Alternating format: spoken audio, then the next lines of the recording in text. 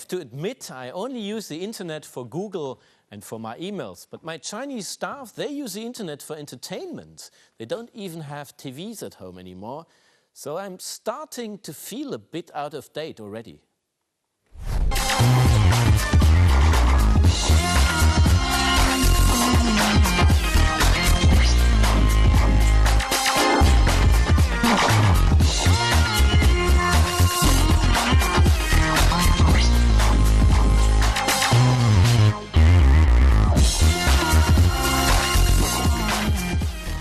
Glad to have you here at Asia Talk in Beijing's Art District 798 Qijioba. Revolution in the online world. How long will the West dominate the web? The internet, created in the West, has changed the way Asians consume information and entertainment. And now it is going in the opposite direction. Asia is shaping the global internet. A key figure in this development is the founder and CEO of Youku, the largest online video site in China. Welcome to the show, Victor Koo. Hi, Victor. Pleasure.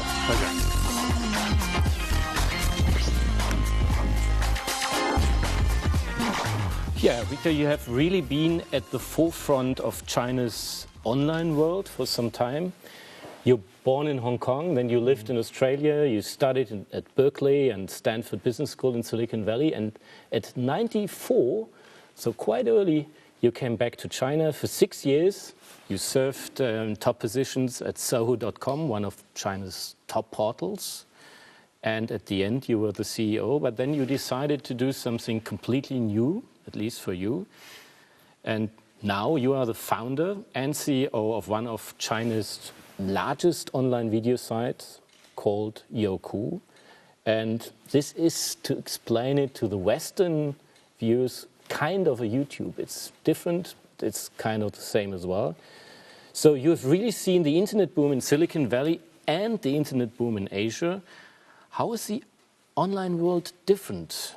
In China, because of a relatively short history of media as well as a highly regulated environment, media entertainment has been less developed in the past. But what internet has brought to the overall economy as well as the overall media landscape is a very new way for users to access information and entertainment. What is this new way? How it is new for the Asians? Well, I think, for example, in China, using video as an example, okay, because you mentioned YouTube, for example. If you look at the Chinese video landscape on the online space, it's actually quite a lot different from Europe and US. In which way? If you look at video websites like Youku, we have primarily two sources of video information. One is traditional media syndication. Another area is user-generated video. Now, for US, for example, when YouTube was first started, it's primarily driven based on the user-generated Web 2.0 phenomenon. But if you look back, when I was in school in the Valley, America's funniest home videos had been around for a couple of decades. So the whole idea of digital video has been around in the US for a long period of time. In China, we're talking about a much shorter period of 2, 3, maybe 5 years of DV penetration. As such, the quality as well as the quantity of citizen video or user-generated video is much less. And as such, it's really hard for a video website like a Youku to sustain in terms of traffic or attention or a business just purely from user-generated video. But on the other hand, if you look at the traditional media landscape in China, for example, it's highly fragmented. There's 298 television companies with thousands of channels and thousands of production companies. And so as a Youku, we actually do very much a syndication job of all the regional and provincial television stations on a platform like Youku. Did you know from the beginning that you had to choose a different concept, or was it developed step by step? I happened to be in the US in 2005, and I spent some time there after I left Sohu during a sabbatical. And I looked at what was YouTube, and I really liked the product model. But I knew for a fact that the content strategy would not work in a place like China. But in another way, because in the US, Hollywood and the television stations are highly concentrated, a model like a Youku would be very hard to be developed in the US, for example. And I think European countries also have highly concentrated television ownership. But because the regulated and the geographical segmentation nature of Chinese television industry, it's as if you have a television station in Chicago and in California, for example, using a US analogy. That kind of situation is actually happening within the traditional media landscape in China. So this is not a concept which would work internationally? It is only for China, especially for the market? It would be much harder to do. I think you're seeing websites like Hulu, which is actually jointly owned by the broadcaster in the US to do traditional media syndication. So an independent company doing such broad-based syndication, I think, would find it much more difficult to prosper in other parts of the world. How about other countries in Asia? Would it be good, this concept, in other parts, or is it difficult we as have well? not noticed, like in Japan or in Korea. I think Korean has its own independent video site called Pandora as well, but I think their model is also quite different from Youku's. In which way? I think it's more geared towards user-generated video than we are. What does Youku means? In Youku, it means actually in Chinese, what's best and what's cool. Okay. Now, so it has nothing to do with your last name? Nothing at all. And the most important philosophy behind it is that we view, because I came from actually a text and picture website, as in the case of Sohu, we believe that actually for video, the attention that users actually dedicate to video, it's much higher than text and pictures. You can read 10 headlines at once, but you can never really watch 10 videos at once. So because the amount of attention you devote to a video is so much higher, we believe that it's very important for a leading video platform to help users find the best and the coolest video. And that is actually, for each user, what's best and what's cool is actually entirely different. So the whole philosophy behind the brand is helping users identify or actually target it based on your requirements and needs, what's best and what's cool. Is it just entertainment, or is it probably as well changing the society in some way? Well, the content within a Youku database actually ranges from entertainment to news to other types of content types, as well as very vertical content like automobiles or even parenting. So it's a database with over 20 million videos of all kinds of materials. We've got over 1,500 partners, as well as we allow users to upload different types of videos to our website. So how is it changing the society? Well, I think you can say that internet overall is changing the whole landscape in China. I think that would be a fair point. And video is accelerating that change within the internet. What did surprise you the most when you started your business here? Well, I guess we knew that video as an application would grow very quickly, but we didn't know how fast it would actually grow. We beta launched the site mid-2006 and actually rolled out nationwide by December 2006. And we found ourselves growing over 20 times in 2007. So we knew it would grow, but we didn't know how fast it would grow. And this caused some problems, probably. From an infrastructure standpoint, Yes. it's certainly, from our team standpoint, to keep up with the growth, to maintain the user experience was a challenging year. Did the revenue grow as well? Because Sure. these concepts are always suffering a bit if they have to create revenues. Absolutely. I think in 2007, when we first launched the site, we really focused on user base and traffic. But starting from 2008, we really started focusing our attention also to the business model itself. I think from that standpoint, because of the own content environment within Youku, which is more geared towards professional traditional media, we found that advertisers are a lot more comfortable in an environment like Youku, which actually monitors and actually screen out relatively racy or inappropriate content. Now, that's partly also for the current regulatory environment within China, we need to be very careful about inappropriate content, but we also wanted to create a platform that's safe for advertisers as well. So we've grown very quickly on the business side, and we now actually, as of last week, we've got 300 advertisers, all of which are mainstream advertisers from P&G, Unilever, Coke, or Volkswagen, Audi, and so forth. So it's a very broad range of advertisers. Also, on the consumer front, we're also starting to offer subscription services on mobile phones, as well as working with large e-commerce platforms like Taobao or Alipay to offer video e-commerce. How do you make sure that the content is within the rules of this country? That's probably not very easy. Sure. I think there are a couple of aspects you really need to monitor, and we've actually dedicated our technology team to really work out the content screening technology behind video, which is quite different from text and pictures, as you can imagine. And so over the course of the last 3 years, we've developed a lot of fingerprinting and matching technology. And since all kinds of different videos get uploaded to our website, and it gets screened over time, we actually have a system actually can map out any video that is the same as any video that's been submitted in the past. And if it was approved before or unapproved before, those would actually automatically get treated.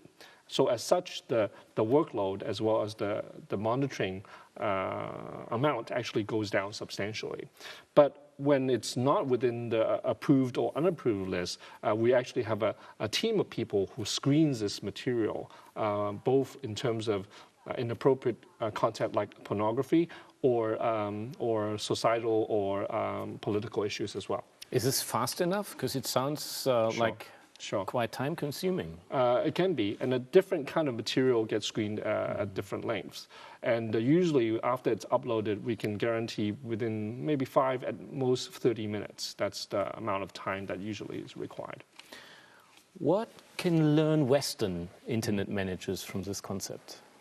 Well, I think the whole idea of online video and how you monetize has certainly been a challenge for a lot of companies. And I think we're very happy to see both in Korea as well as the US video websites are also showing signs of profitability. And because Youku's always been an independent company, we've actually had to really push much harder on the monetization front much earlier in our life cycle. And as such, we've actually developed a lot of different monetization models that are actually quite unique for the Chinese environment, or can be examples for the other parts of the world. But is it transferable to the West? I think some of them would be.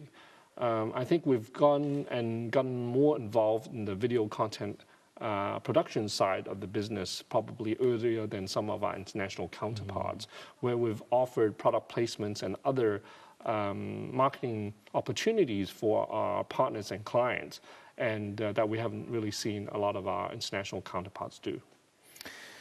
You studied in America. Yes. What did you learn there? What was surprising for you? Well, I was in the Bay Area between 1985 and 1994. As you mentioned, I was there for university as well as graduate school. I really like the American education system in the sense that it is a much more open source, shall we say. So I think during the course of the 9 to 10 years I was there, both in university as well as in the working environment, the exposure to, especially within the Valley when I was at Stanford, the different startup companies, as well as all the entrepreneurs, as well as the venture capitalists and so forth, certainly gave me the urge and as well as the desire to be an entrepreneur myself. So what did you learn? Can you give an example? Yeah, what was new for you? I think while I was at Stanford, for example, the last 2 years when I was in the Valley, when during the last 2 years you see a lot of different startup companies come and talk to you, and I think you learn as much from the kind of the winners as well as the companies that didn't do so well. Can you give an example? I think there were startup companies that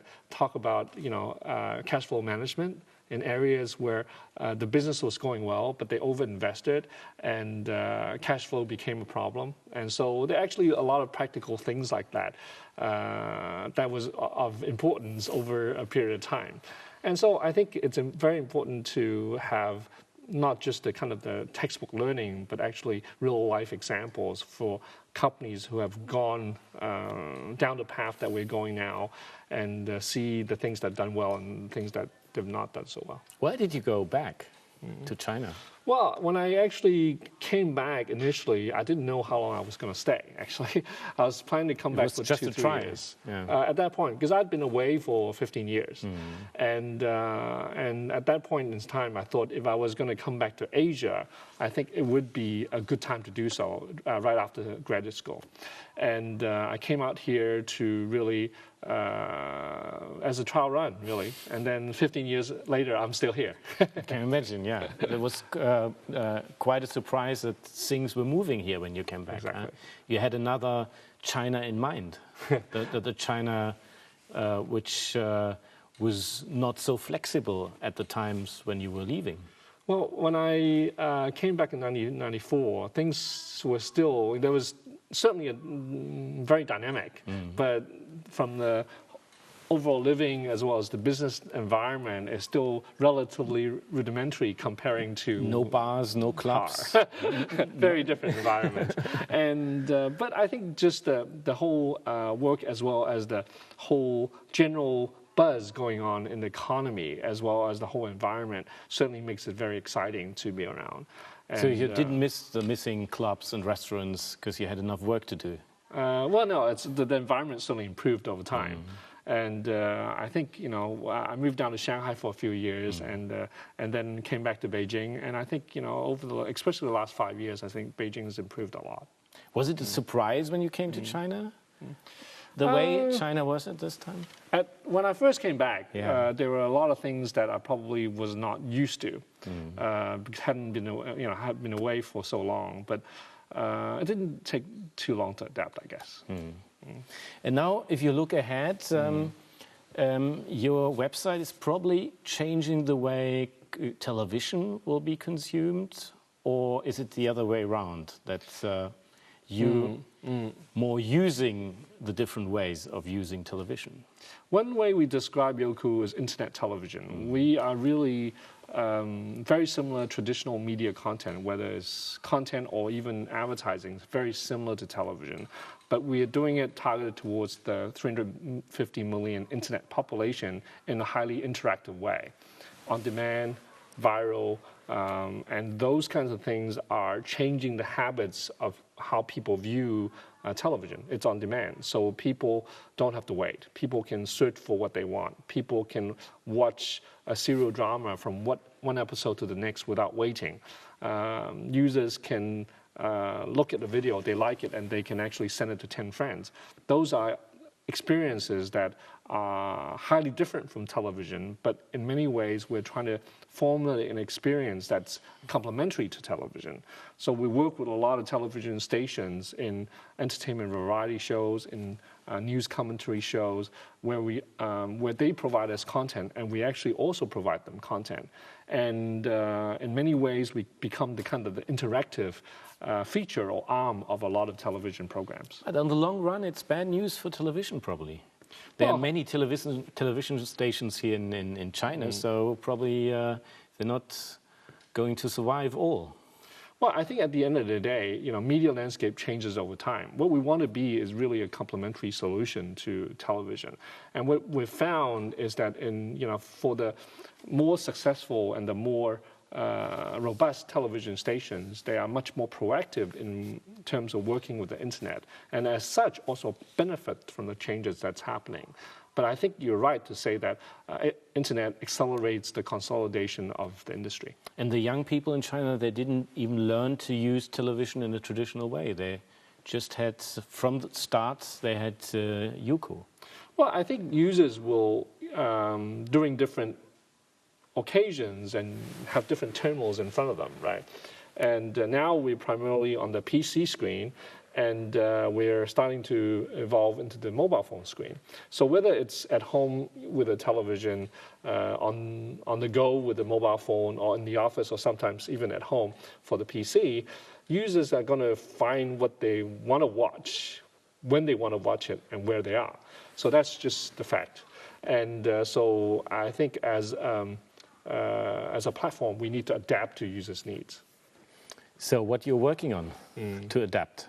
Well, I think one is broadening our scope from PC, as we have dominant market share within the PC space already, to really evolve into the mobile phones. As 3G is coming to China, it will take probably a similar period of time as online video has evolved on the PC screen over the last 3 years. But we see it starting. So do you need different content then, which you can watch on these small screens? You would have different kind of formats because we have a substantial database of both short form as well as long form content. I think in the beginning, the same kind of consumer trends of users first consuming short form content because the bandwidth requirements much higher for long form content. And for that, in the beginning, when 3G is still evolving, I think you'll find people watching more short form content in the beginning. What is short for you?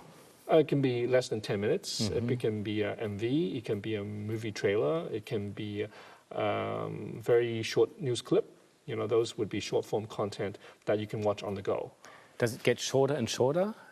I think it goes bipolar in the sense that what we've seen on the PC screen is in the beginning, like in 06 and beginning part of 07, was primarily short form videos.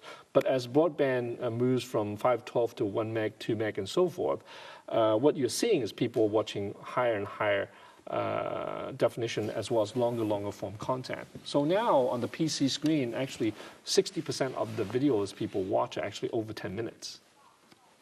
Do you think that on the long run, people will develop in China more into the YouTube direction? I think platforms like Youku help to facilitate that, but it will take time because it's only been around for a couple of years. We've seen over the last 3 years, for example, a surge, but in comparison to the decades where traditional professional media has been around, it will still take some time. Are the people here less creative, or what's the reason for I think this less difference? experience, I think, with this kind of content format. I think from that sense, it will take some of the independent directors as well as a lot of users to see other content as examples.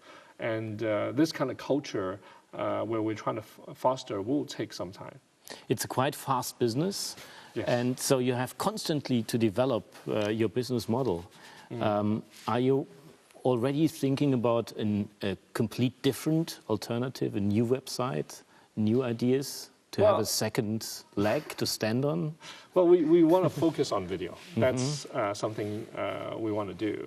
But in terms of how do you deliver video and what type of content of video that people will be watching will evolve over time.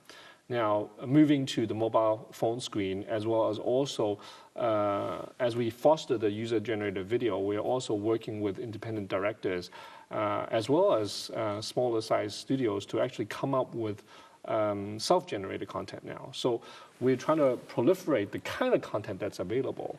For example, web serial dramas. Serial dramas are actually tailored for the online video websites, and entertainment variety shows that are not produced for television, but for the internet. So trying to foster those kinds of content format, as well as from a distribution standpoint, think of the new devices, whether it's mobile phone or in the future, as you get higher and higher definition content, even having some users using an internet wire to hook up to a television. Those are things that will evolve over time. And you have to watch the technology and you have to watch the user behavior. And as consumers find new devices and new content, we will come. What keeps you running? I think the whole idea of building a business in a very exciting sector. I've been involved in early stage startup companies since I came back in 1994. So this is my third startup company. And as you move from company to company, it's still very exciting. And can you imagine to go back to America to do a startup in America again? Probably not in the short term, because I think the next 5-10 years, I think there's still much to do within Youku. And I think the industry environment's changing rapidly, and there's a lot of opportunity. why you are better than the others? A lot of people commented in different ways. I think in the beginning, technology was a very important part of the equation, where Youku was clearly the best user experience based on the technology that we've actually built in-house, where a lot of our compatriots actually outsource their technology. And over time, besides technology, we built the largest user base, and over time also because of our attention to current events, as well as both in terms of entertainment or as in terms of news, we've been able to be up to date and in cooperation with traditional media much earlier than our competition. And so as such, we've been able to build our brand in partnership with a lot of our television and traditional media partners. So I'm looking forward to see new ideas developing by you. Thank you very much that you have been here. Thank you very much. And don't forget, as the Chinese are saying, 慢走, walk slowly.